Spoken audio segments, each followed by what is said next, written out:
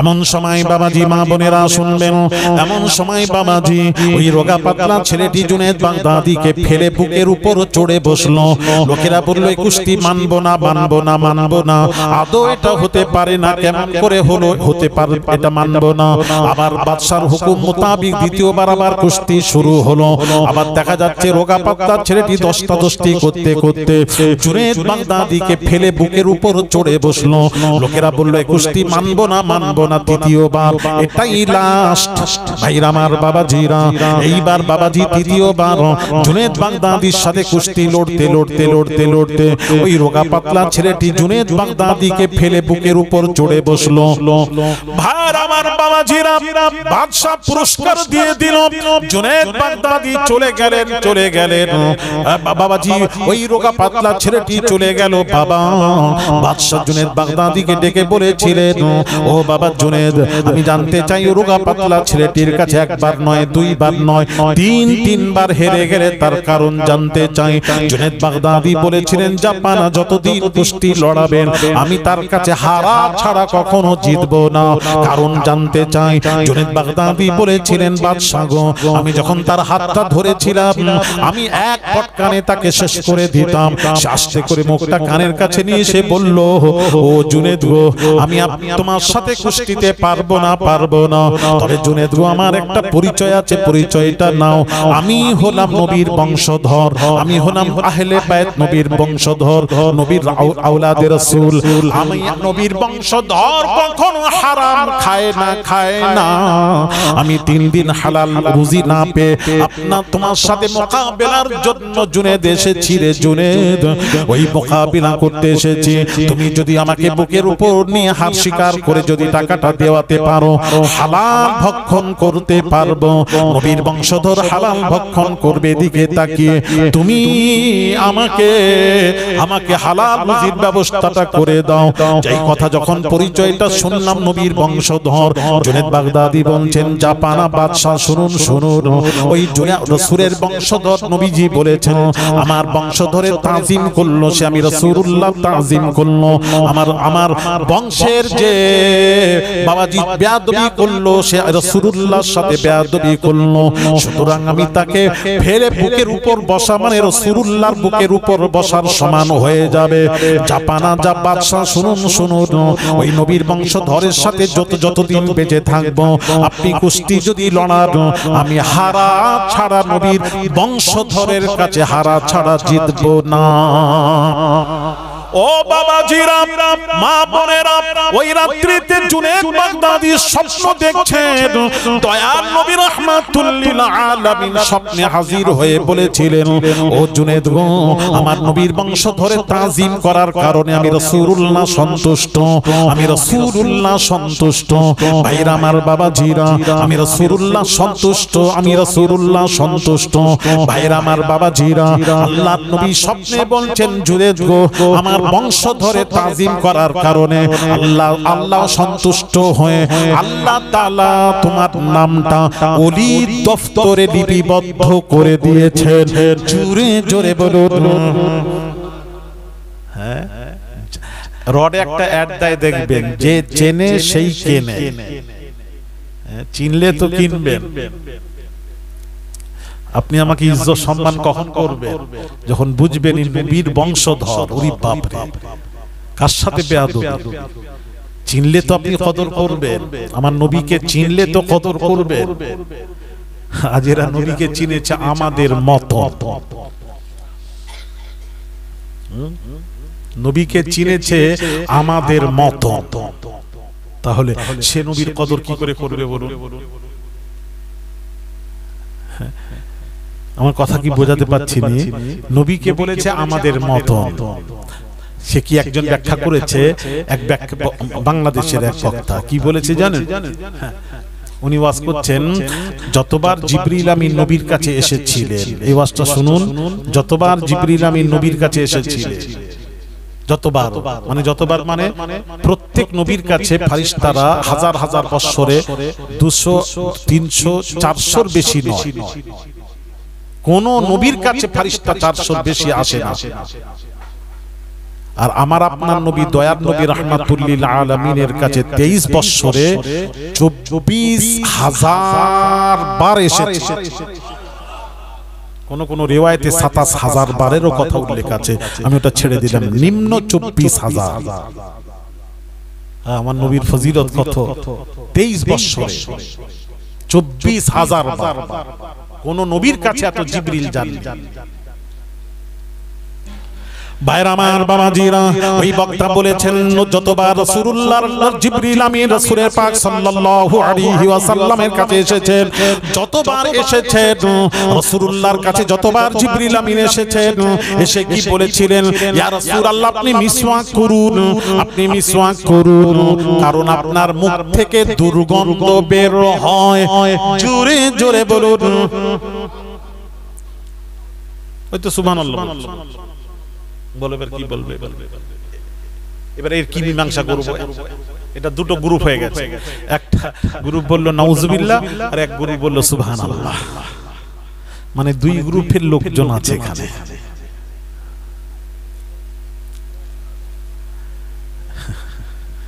এই বাবা, এখানে নবীর মুখ থেকে দুর্গন্ধ বের হয়, এই জন্য নবীকে জিবরিল বলছেন বেশি করে মিসওয়াক করুন। সুবহানাল্লাহ। তাই তো কি হবে? সবাই বলছেন না কি হবে? বড় বক্তা বাংলাদেশ, এবার কি বলবেন বলুন।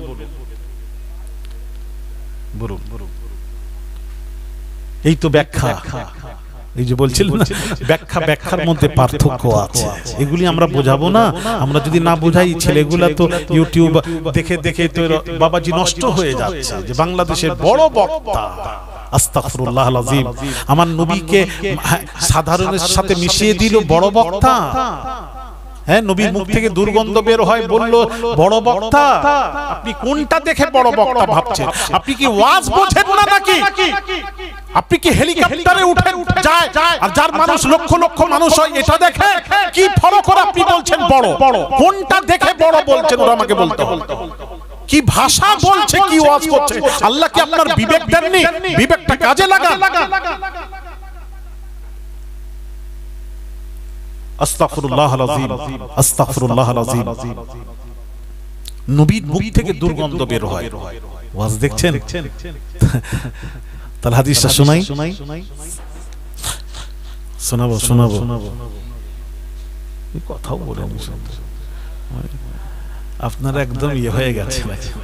একটু বলি না, শুনেন না, একটু আকীদা ঠিক করেন না। শোনা জানি আমার ওয়াজ ভালো লাগছে না আপনাদের, আমি তো বুঝতে পারছি। ভালো লাগছে? আর কিছু বুঝতে পারছেন? হ্যাঁ, তাহলে ঠিক আছে। ওই যে চলে এসেছি যখন, আবার বুঝাবুঝির কি আছে? যখন চলে যাচ্ছি আগে, তখন স্টপ করলেন না কেন?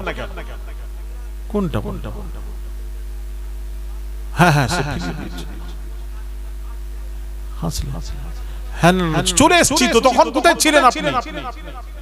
না, তখন বললেন এই কথাটা, এখন বললেন, তখন কোথায় ছিলেন? কি বলছি? আমি আর পেছন দিকে ফিরে যাব। আগাতে দেন, আর পিছন দিকে করেন। পরে আবার হবে ইনশাআল্লাহ। আবার যখন আসবো আবার জিজ্ঞেস করবেন, বলবো, অসুবিধা কি? দোয়া করেন আবার যেন আসতে পারি, সম্পর্ক ঠিক রাখেন।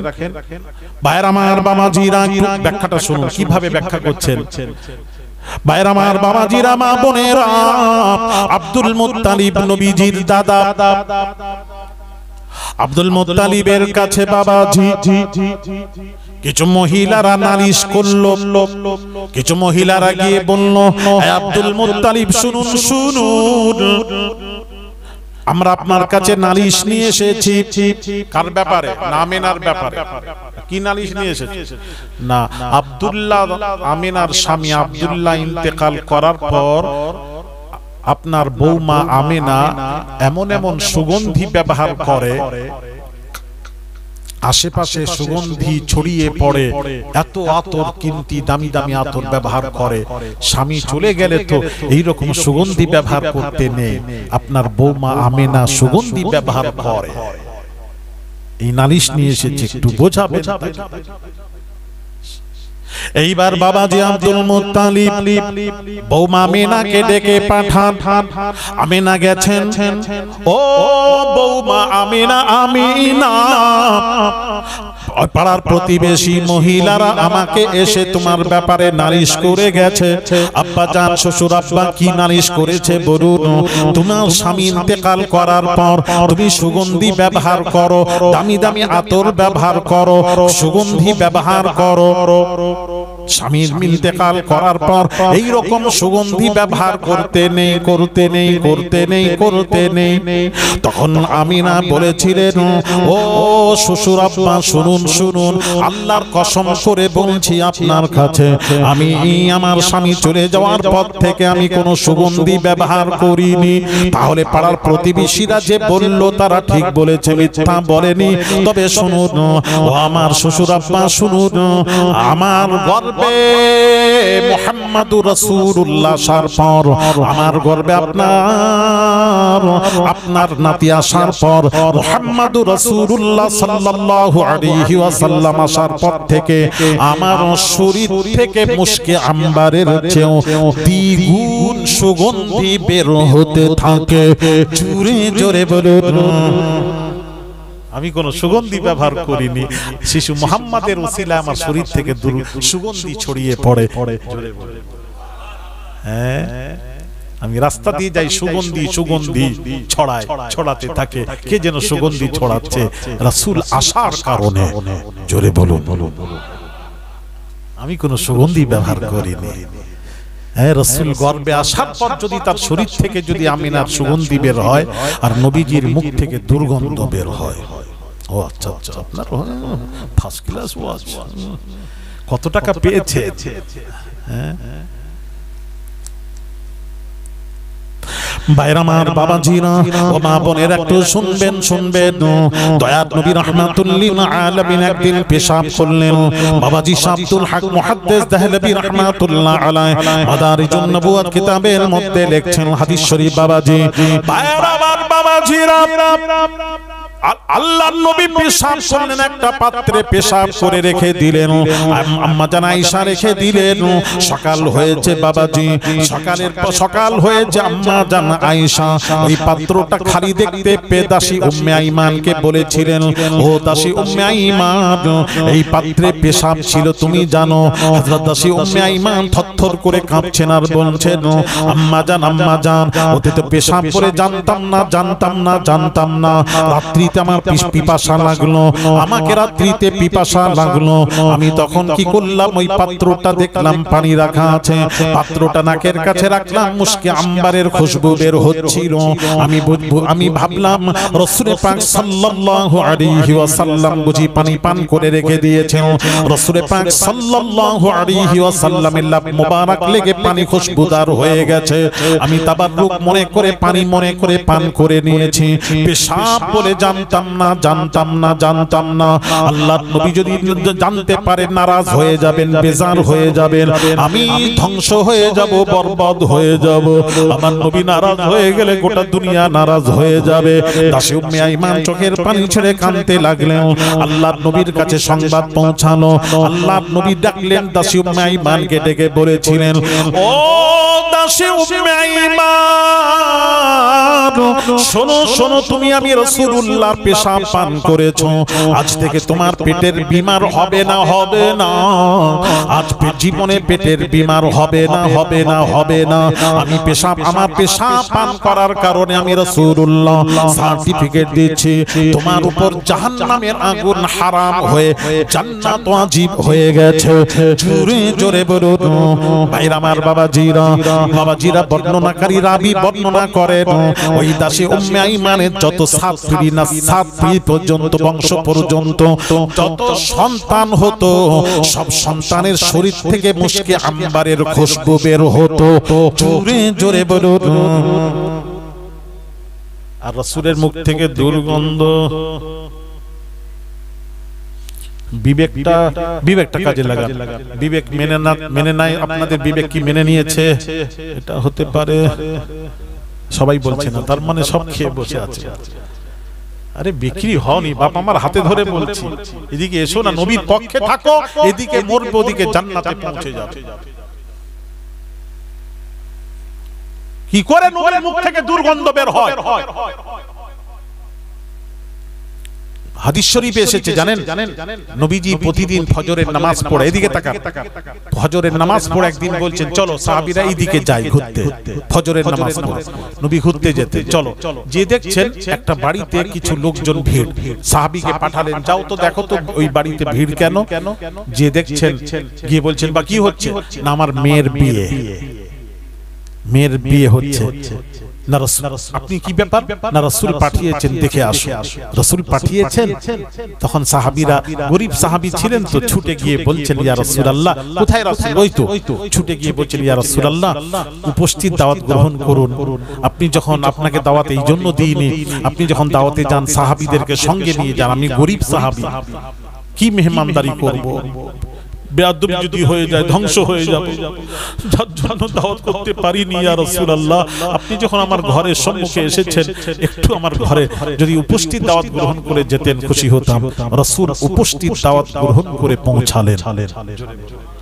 এই জন্য উপস্থিত দাওয়াত গ্রহণ করা এটা নবীর সুন্নাত। আর আমাদের দেশে কি হয়?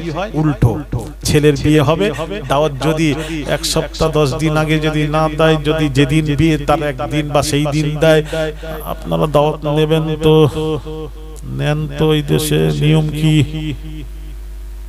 নেবেন না? কতদিন আগে দিতে হবে? এক সপ্তাহ আগে কম করে। আচ্ছা আচ্ছা,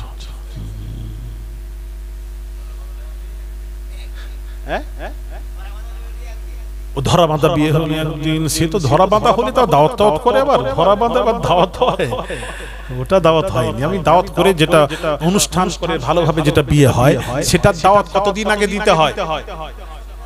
এক সপ্তাহ, কম নিম্ন এক সপ্তাহ। আর যেদিন বিয়ে সেই দিন যদি দাওয়াত দেয় জানি না, এই জন্য তো জানতে হবে সব জিনিস। উপস্থিত দাওয়াত গ্রহণ করা নবীর সুন্নাত। কেউ যদি উপস্থিত দাওয়াত গ্রহণ করে, যেদিন বিয়ে সেই দিন এলো, আসতে পারেনি, যদি বলে আপনি দাওয়াত গ্রহণ করে যাবেন, একটা নবীর সুন্নাত জিন্দা হবে। জোরে বলে হ্যাঁ, সোনা নবীর সুন্নাত জিন্দা করুন বর্তমান সময়। হ্যাঁ, একটা সুন্নাত জিন্দা করুন। আপনি পানি পান করেন, পানি দিলে আমরা দাঁড়িয়ে দাঁড়িয়ে পানি পান করি, দাঁড়াবেন না। বাম হাতে পানি গ্লাস ধরবেন না, ডান হাতে ধরবেন, বসবেন, 3 শ্বাসে পানি পান করবেন। তাহলে কি হবে? কি হবে? তার নবীর সুন্নাত জিন্দা হবে। তাহলে এক গ্লাস পানিটা ইবাদতে পরিণত হয়ে যাবে। যখন নবীর সুন্নাত যখন এন্ড হয়ে যায়, ওটা ইবাদত হয়ে যায়, ইবাদত হয়ে যায়। এক গ্লাস পানিটাকে ইবাদত বানিয়ে নেন, ইবাদত বানিয়ে নেন। তাহলে রাসূল যেভাবে ইবাদত বানাতে গেলে, রাসূল যেভাবে পানি পান করেছেন, সেইভাবে যদি আপনি পানি পান করেন, পৃথিবীর কোন মুসলমান যদি পানি পান করে, রাসূলের সুন্নাত জিন্দা হবে। এক গ্লাস পানিটা ইবাদতে পরিণত হয়ে যাবে। নবী সুন্নাত জিন্দা করুন। নবী যেভাবে বসেছেন, খেয়েছেন, ওইভাবে খান। নবী যেভাবে ঘুমাতেন, সেইভাবে ঘুমান। ডান কাওয়াটে এইভাবে ঘুমান। রাসূল যেভাবে চুল কেটেছেন, চুল মোবারক, আপনি ওইভাবে চুল কাটুন। আর এখনকার ছেলেরা চুল, বাবারে,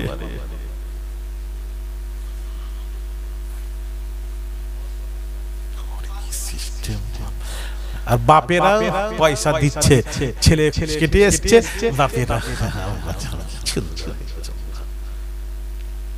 এই তো অবস্থা। আল্লাহু আকবার। মুসলমান মার খাচ্ছি কেন? আমরা নবীর সুন্নাত ছাড়ার কারণে আজ আমরা মার খাচ্ছি। নবীর তরিকা ছেড়ে দিয়েছি, ছেড়ে দিয়ে অন্য তরিকা গ্রহণ করছি। আমরা এই জাতি মার খাওয়ার জাতি নয়, আল্লাহর কসম। আমাদের অবস্থা কি হয়েছে জানেন? আমাদের অবস্থা কি হয়েছে একটু বোঝাই, আপনারা জ্ঞানী মানুষ, একটু বোঝাই, ইঙ্গিত দেব একটু। ওই একটা বাঘ, একটা শিকারী বাঘের বাচ্চা শিকার করে নিয়ে এসেছে। বাঘের বাচ্চা শিকার করে নিয়ে এসে তার বহু ভেড়া ছিল। ভেড়া বোঝেন আপনারা? এলাকায় আছে ভেড়া, ওই দিকটা আছে। ওই ভেড়ার দলে ছেড়ে দিয়েছে। ভেড়াও বড় হয়, বাঘটাও বড় হয়। ভেড়ার দলে বাঘটাও মানুষ হচ্ছে, ঘুরে বেড়াচ্ছে, খাচ্ছে, হচ্ছে। এমন সময় এক জঙ্গলে একটা বাঘ শিকার করতে এসে দেখছে, ভেড়াকে শিকার করতে এসে দেখে ভেড়ার দলে বাঘ। এখন এই বাঘটা রহস্য জানার জন্য আশ্চর্য হলো, আরে ভেড়ার দলে বাঘ ঘুরছে কেন? আশ্চর্য ব্যাপার, ভেড়া বাঘকে দেখে ভয় পালাবে, কুল পাবে না, পালিয়ে কুল পাবে না, আর সেই বাঘ ভেড়ার দলে ঘুরছে, নিশ্চয়ই কোনো রহস্য আছে। ওই রহস্যটা জানার জন্য হালুম করে ভেড়ার দলে ঝাঁপিয়ে পড়ে বাঘটাকে গালে করে ধরে নিয়ে এসে বলছে, তুই বাঘ হয়ে ভেড়ার দলে কেন? বলে, না আমি বাঘ নয়, আমি ভেড়া। বুঝবেন,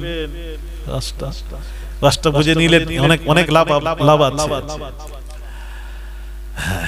আরে না, তুই ভেড়া নয় বাঘ, বলে না আমি ভেড়া, কোন রকম বোঝাতে পারে।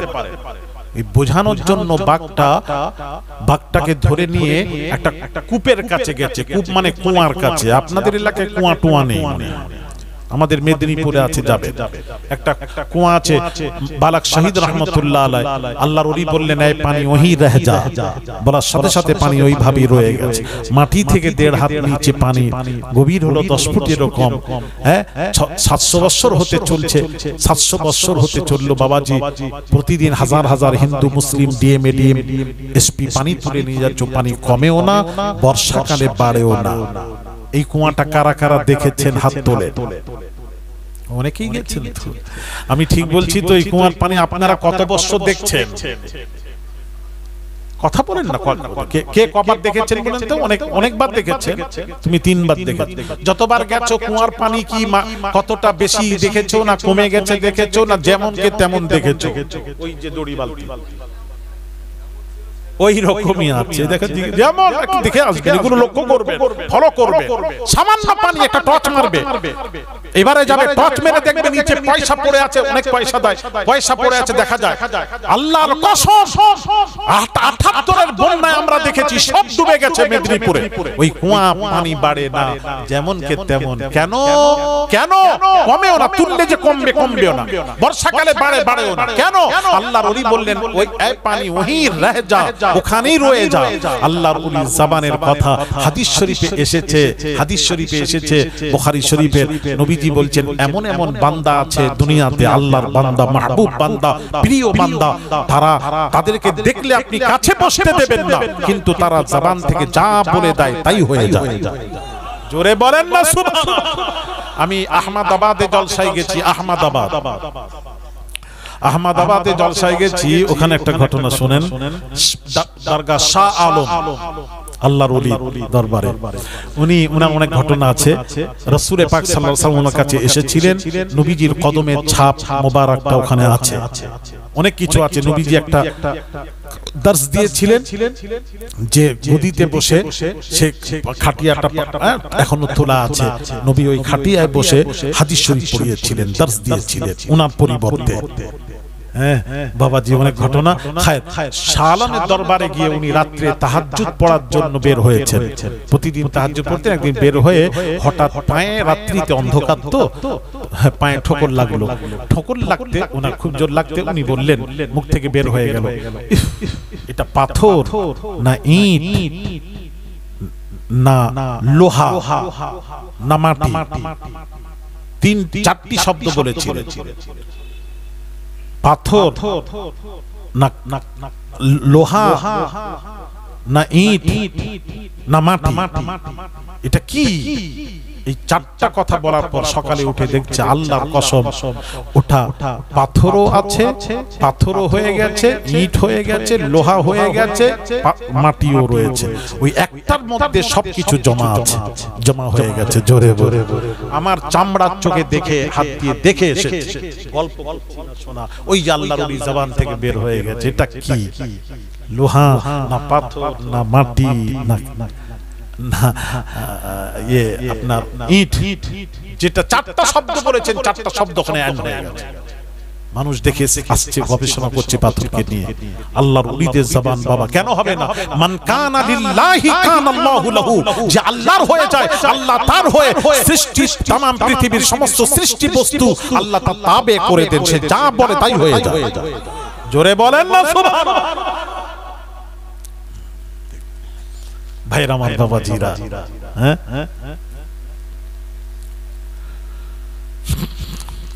ভাইরা আমার বাবাজিরা, দয়ার নবী রাহমাতুল লিল আলামিন চলে গেলেন, উপস্থিত দাওয়াত গ্রহণ করে গেলেন।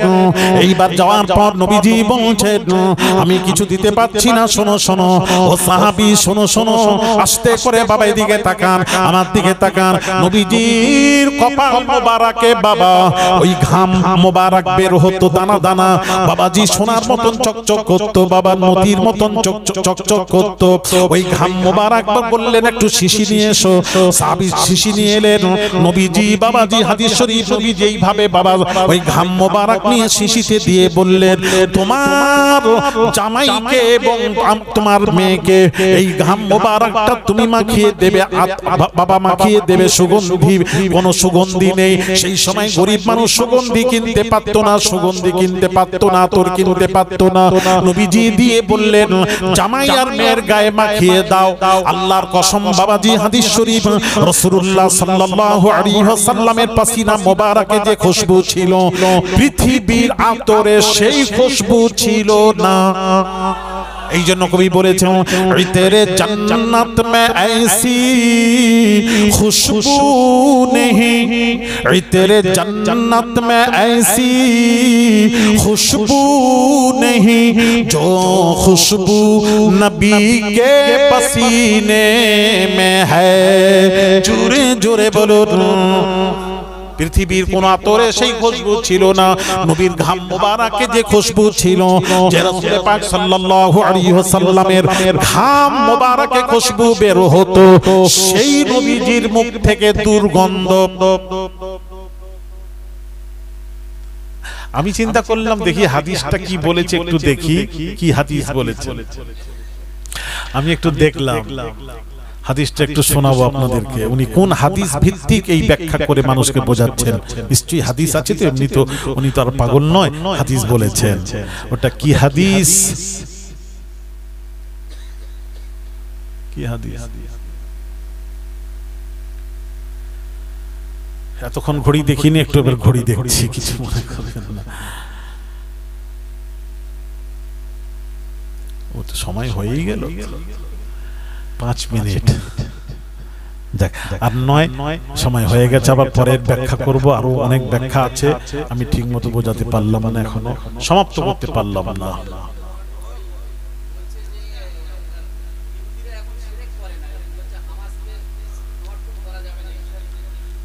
ওর কথা বাদ দাও না, কিছু বলছে।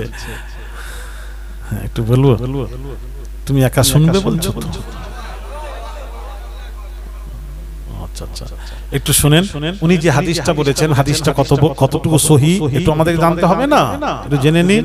এই দেখেন আমার দিকে তাকান, দেখি হাদিসটা, দেখি মনে আছে কিনা করাই।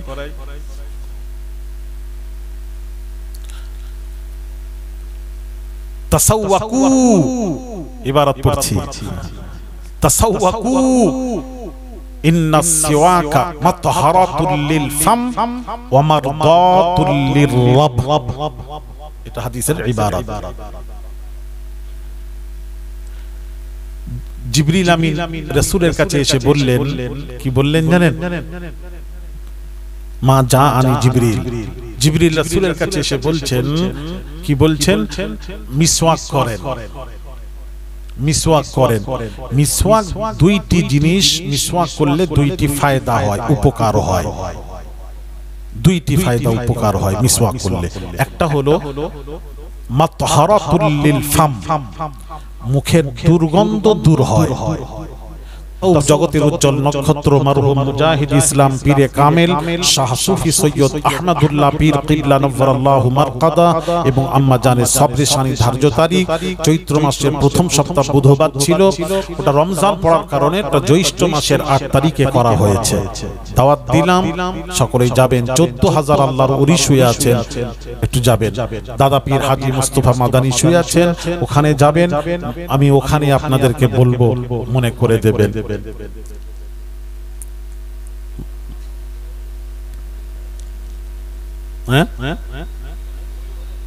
এখানেই বলবো, ওই আপনি একা শুনবেন তো? তাহলে গাড়ির কাছে আমার যাওয়ার পর যাবেন, আমি বলে দেব। নিশ্চয়ই আপনি একা শুনলে ওখানে গাড়ির কাছে তো সবাই তো কিছু বলছে না ছেলেরা। সবাই শুনবেন, হাত তোলেন, হাত তোলেন, কারা কারা শুনবেন? নারায়ে তাকবীর। ও মাশাআল্লাহ, সবাই শুনবে। হ্যাঁ, সবাই শুনবে এখানে।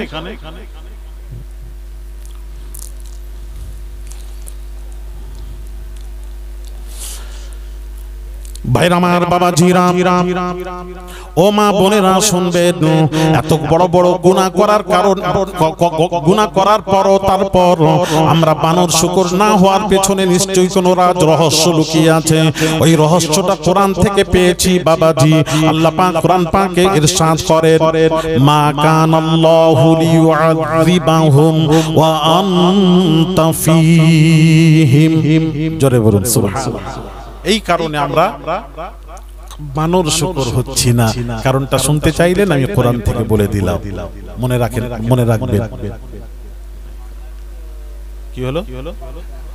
ও আচ্ছা, বাংলায় বলে হুজুর কোরআন শরীফে কি একটা বললেন, আমরা তো বুঝি না, বাংলায় তরজমা করতে হবে। রাইট, বাংলায় তরজমা করি। মা কানাল্লাহু লিয়ুআযিবাহুম ওয়া আনতা ফীহিম।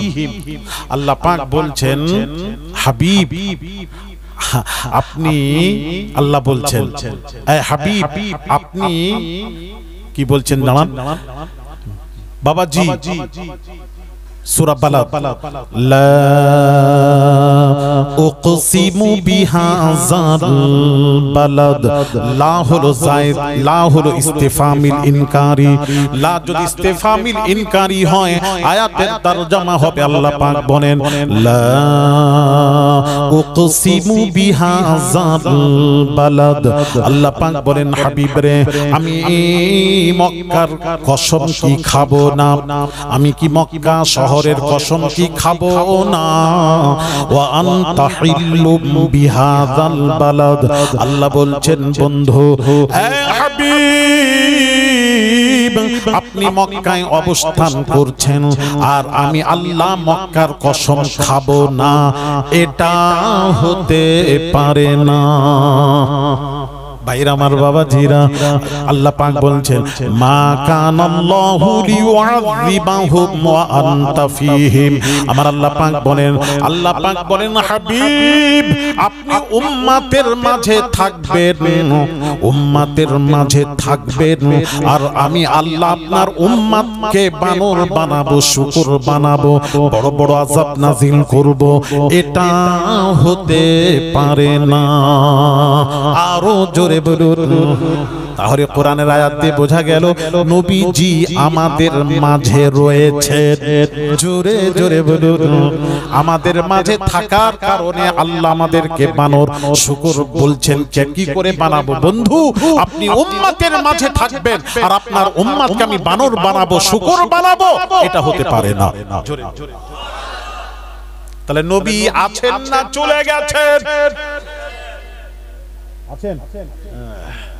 এইবার প্রশ্ন, কোথায় আছেন? এটা প্রশ্ন আসবে। আমাদের মাঝে আছেন, এটা তো প্রমাণ হলো।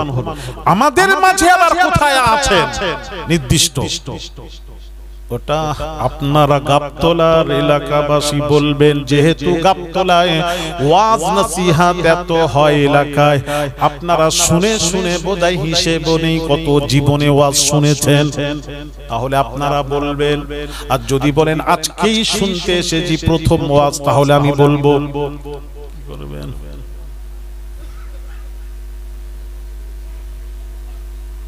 আবার আমি কি বললাম বুঝতে পারলেন না? যদি প্রথম ওয়াজ শুনতে আসেন তাহলে আমি বলবো, কোনো প্রশ্ন নেই। আর যদি বলেন ওয়াজ কত শুনেছি হিসেব নেই, তাহলে দয়া করে আপনারা বলুন। তাহলে আমাকে আনোনি কেন? কি বলুন, ওয়াজ কিছু শেখার আছে বাবা। খালি কানে হাত দিয়ে দু চার ঘটনা আর ঘটনা মুখস্থ করে এখন আর কিছু হবে না। এখন আমাদেরকে বোঝাতে হবে ঈমান থেকে নষ্ট হয়ে যাচ্ছে, দূরে সরে যাচ্ছে, সরিয়ে দেওয়া হচ্ছে, রাসূল থেকে দূরে সরানো হচ্ছে, এগুলি বোঝাতে হবে না? কোরআন হাদিস থেকে সবকিছু কোরআন হাদিসে আছে। আপনি বলুন, মানুষকে তুলে ধরুন, সঠিকটা তুলে ধরুন। আমি তো বড় বড় বাংলাদেশে যখন বলি, বড় বড় আলিম ওলামা মুহাদ্দিস মুফাসসির বসে থাকে, আমার ওয়াজ কথা শোনা, বলে হুজুর আপনি যেসব কথা বলেন আমরাও পাইনি।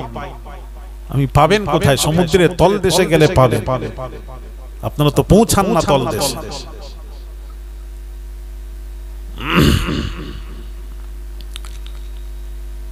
কথা কি বুঝতে পেরেছেন? এখন প্রশ্ন হলো, আমাদের মাঝে আছেন, এটা তো হয়ে গেল, কোরআন থেকে প্রমাণ করিয়েছি, কোরআন আয়াত রেকর্ডিং হচ্ছে। হ্যাঁ, আমি গল্প টল্প বলি না বাবু, যে রেকর্ডিং হচ্ছে, কোরআন হাদিসের ওয়াজ করি। হ্যাঁ, তো কোরআন দিয়ে প্রমাণ করালাম। এবার প্রশ্ন, আমাদের মাঝে রয়েছেন, এবার আমাদের মাঝে কোন জায়গায়, নির্দিষ্ট কোন জায়গায় রয়েছে, এটা একটা প্রশ্ন। এটা আমি খুঁজছি, ইনশাআল্লাহ পেলে আপনাদের সামনে তুলে ধরবো, ইনশাআল্লাহ মনে করবেন। এই জন্য আমরা, কথা বুঝতে পেরেছেন, এই জন্য আমরা বেঁচে যাচ্ছি, না হলে আমরা ধ্বংস হয়ে যেতাম, বরবাদ হয়ে যেতাম। তাহলে বোঝা গেল আমাদের নবী যাননি, আমাদের নবী আছেন।